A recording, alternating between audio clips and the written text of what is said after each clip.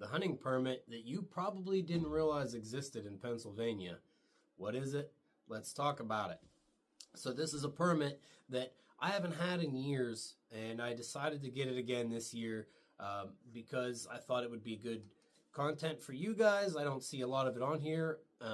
Honestly, I haven't really seen any of it on here, and I thought that it could be educational. You guys could learn something about the process and what's required to get it if you do want to do it. So what is it? Well, here's your first hint. You don't need a gun and you don't need a bow. You need one of these and a pair of these. That's right. So if that doesn't fill you in, then it is the Pennsylvania Venomous Snake Permit. Okay? And yes, there actually is a permit to harvest venomous snakes in Pennsylvania. How do you get it? Well, you start off by getting a Pennsylvania fishing license, and then you have to get an additional permit, just like you would when you buy your actual hunting license, and then you get other permits for whatever animal you want to do or you want to trap or whatever. This is regulated by the Fish Commission because the Fish Commission regulates all reptiles and amphibians in Pennsylvania. So even though you're not on the water looking and you're up in the Rocky Bluffs and the mountains, it's still regulated by the Fish Commission.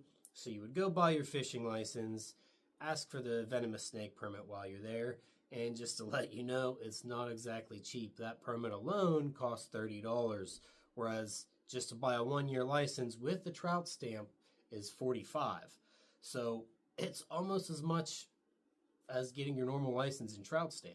But if you are interested, here's how it works. There is a season that runs from June 8th to July 31st. You are allowed 1 copperhead, 1 rattlesnake a year. That is it. And for the copperheads, there's not really any restrictions. If you see one, you are allowed to harvest it. With the rattlesnakes, it gets a little more in depth. There are restrictions on it, just like there would be antler restrictions on a buck. So, what are the restrictions? Number 1, you do have to catch it alive. So, it does take a little bit of moxie and maybe some balls of steel in there too. But you catch it alive, and you have to measure it from the tip of its snout to where the rattle starts on the rattlesnake. And that has to be 42 inches minimum. Once you measure the snake, then you're going to flip it over and you're going to count the subcaudal scales, and there has to be 21 subcaudal scales on the snake. The subcaudal scales are the ones that run from the vent to where the rattle starts. And for those of you who don't know, the vent is basically, if the snake had a butt, it would be its butthole.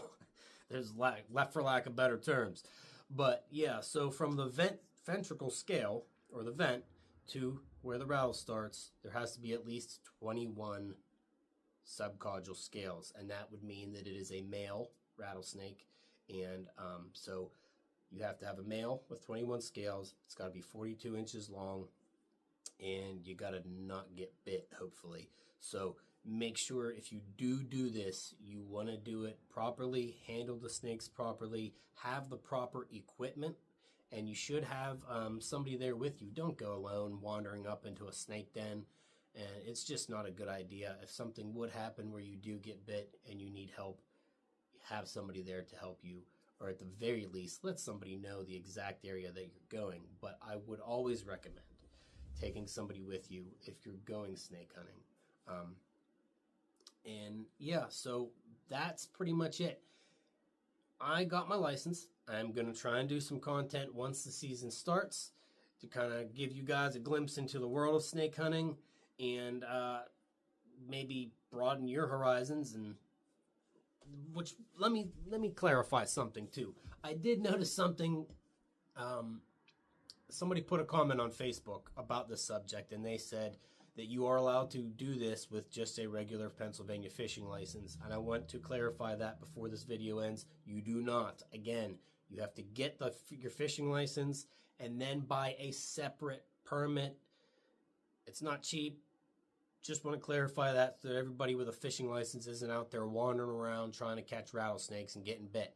This is something that's serious. They take serious. If you do not report at the end of the year, it's like a DMAP tag or anything else. If you don't report whether you did or didn't get one, you will be hearing from the Fish Commission.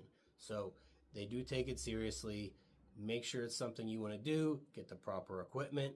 And if you have any questions, comments, whatever, let me know. And hopefully this June we can put some good snake hunts up on here, and it'll be something different for you guys to see. So thanks.